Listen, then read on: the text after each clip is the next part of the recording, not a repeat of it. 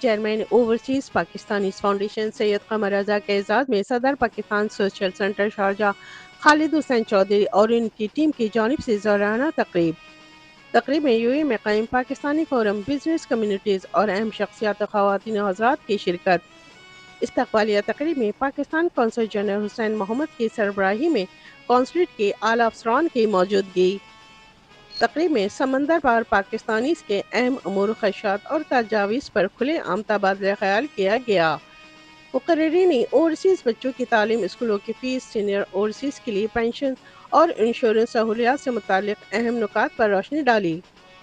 Chairman OPF سید قمر رضا نے community ممبران کو درپیش مسائل کے حل کے لیے اٹھائے جانے والے عملی اقدامات کا یقین دلایا اور اوورسیز پاکستانیز کو آنے والے مہینوں میں تجاویز کو حتمی شکل دینے کے لیے ایک تفصیلی میٹنگ کا اندیا دیا۔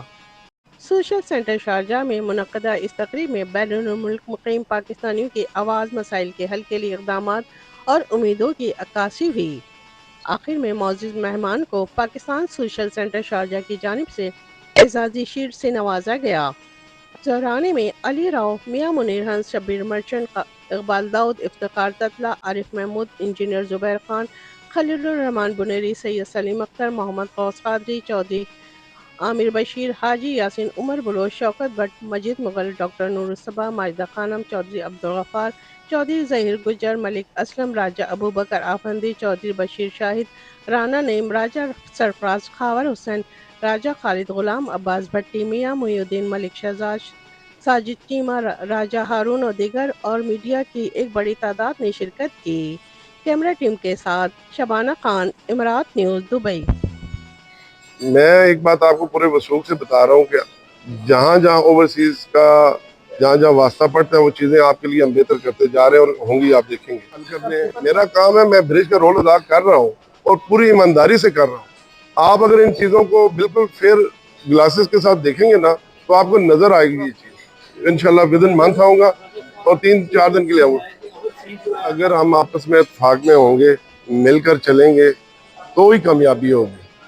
یہ جو چیزیں ابھی بھی ہوئی ہیں صرف آپ کے اتفاق کی بدولت ہوئی ہیں اور میں سمجھتا ہوں چیزیں رائٹ ڈائریکشن میں جا رہی ہیں۔ اس چیز کی ریلائزیشن کرانی تھی۔ آپ سب میڈیا ہیں، آپ کو بخوبی پتہ ہوگا کہ آپ پڑھ سکتے ہیں پاکستان میں اوورسیز کے نام کا ڈنکا بج رہا ہے کہ نہیں بج رہا۔ اس کی ریلائزیشن آ چکی ہے اور جو رہتی ہے وہ ہم مل کے اس کو بھی لائیں گے، مل کے کریں گے۔ اور جہاں تک آپ نے خالد صاحب کی بات کی، ایک ایڈوائزری کونسل بنانے جا رہے ہیں۔ پہلے پوری دنیا میں سے 15 ایڈوائزری کونسلر ہوتے تھے، اب میں نے 200 سے بڑھا دیے ہیں وہ نام تعداد جو ہے۔ اور انشاءاللہ آپ دیکھیں گے کہ ہر جگہ پہ آپ کو اوورسیز کا نمائندہ نظر آئے گا جو اچھی شہرت رکھتا ہو، جو ویل ٹو ڈو ہو، جس کا کمیونٹی کے ساتھ رابطہ ہو۔